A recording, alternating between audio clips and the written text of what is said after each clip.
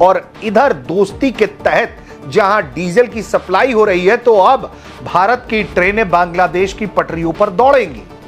ये अपने आप में एक बड़ा डेवलपमेंट है कि भारत और बांग्लादेश के बीच जो है रेलवे सेक्टर का सहयोग एक बड़ी ऊंचाई पर पहुंच गया है। अभी लेटेस्ट पिछले 24 घंटे में बांग्लादेश ने इंडिया से क्या मांगा है, आप देखिएगा, बड़ा बढ़िया सा आपको सवाल दे रहा हूं।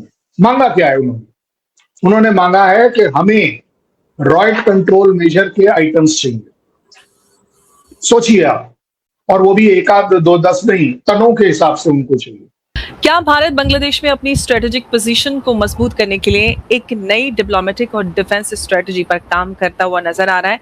क्या शेख हसीना की जो वापसी है और उसकी चर्चा जो शुरू हुई है वो और साथ ही जो दूसरा डेवलपमेंट है, इंडियन एयरफोर्स के चीफ वियतनाम दौरे पर हैं, इन दोनों खबरों को अलग अलग खबरें मानकर देखें? मैंने जब ये रेवोल्यूशन हुआ था, डिप्लोमेट में एक आर्टिकल लिखा था जिसमें मैंने एक्चुअली पॉइंट आउट किया था कि बांग्लादेश कितना इंडिया पे डिपेंडेंट है। देखिए, आपने लैंड लॉक कंट्री का नाम सुना है ना?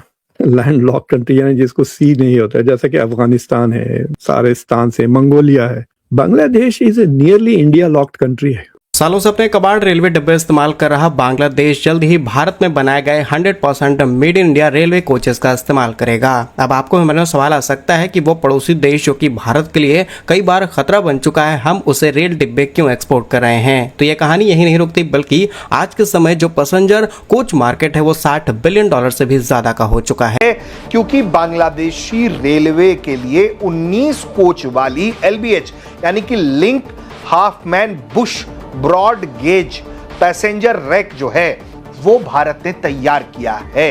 ये तैयार भारत ने किया है, रेल कोच फैक्ट्री कपूरथला ने तैयार किया है, और ये बांग्लादेश की जो पटरियां हैं, रेलवे की पटरियां हैं, उस पर आपको दौड़ती हुई दिखाई देंगी।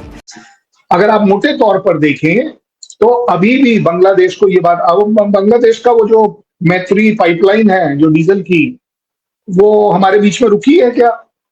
कहीं पर 1 लीटर कम हुआ हो, ज्यादा हुआ हो? नमस्कार साथियों, जय हिंद। भारत और बांग्लादेश के बीच में इस समय जिस तरीके का संबंध चल रहा है और जिस तरीके से कॉन्फ्लिक्ट चलता आ रहा है, तो दुनिया के दूसरे देशों को लग रहा होगा कि भारत और बांग्लादेश के बीच में जो ट्रेड है वो कम हो जाएगा। और पाकिस्तान ने पूरी कोशिश की थी, लेकिन अभी जो खबर आया इससे सुनकर पाकिस्तान भी हिल गया होगा। क्योंकि साथियों, भारत से बने हुए ट्रेन जो है वो, ट्रेन के कोच जो है वो अब बांग्लादेश में दौड़ेगी। और साथियों, बांग्लादेश ने ये ऑर्डर भारत को 2024 में ही दे दिया था और अब वहाँ सप्लाई भी हो रहा है।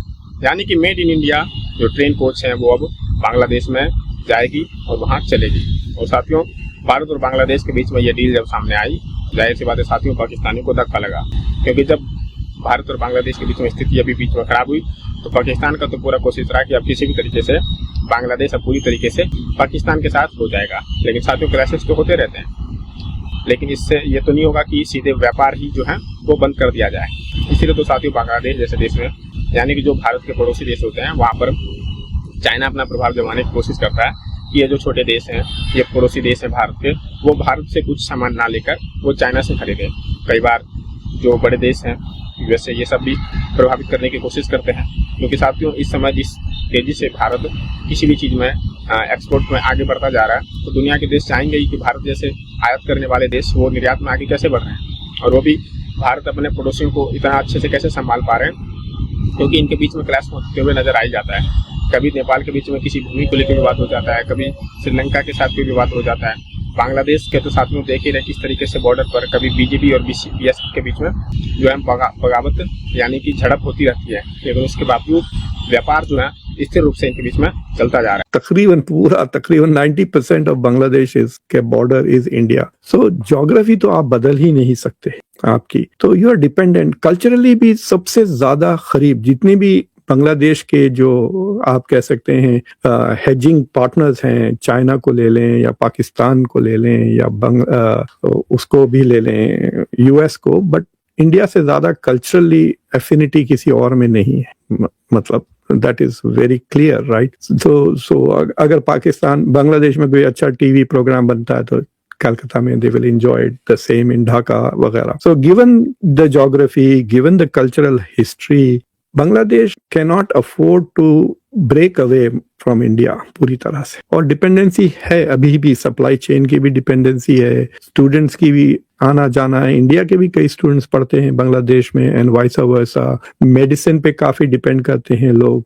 सो there are lots of dependencies जो Bangladesh can not easily replace. और वो ऐसी डिपेंडेंसीज नहीं है कि वो एक्सट्रीमली प्रॉफिटेबल हो जो China will be eager to replace. समझ रहे ना? तो क्या चाइना बोलेगा ओ इंडिया ने बंद कर दिया, चलो हमको लिए बिलियंस ऑफ डॉलर्स का फायदा? नहीं, ऐसा भी नहीं है। वो बिलियंस ऑफ डॉलर्स का फायदा आपको नहीं हो रहा है। प्लस जब छोटे मोटे क्राइसिस होते हैं ना, India has done a better job of being the first responder for countries in South Asia than China.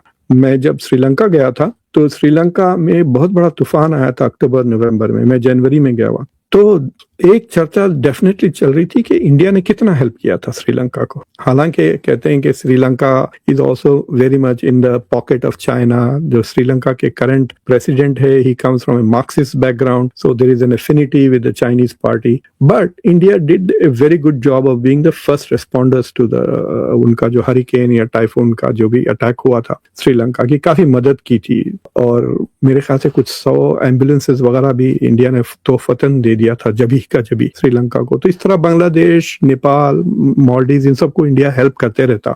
So if you are a governing, अगर आप गवर्न कर रहे हो बांग्लादेश को, you want to have good relations with India. They have a total dependence on that.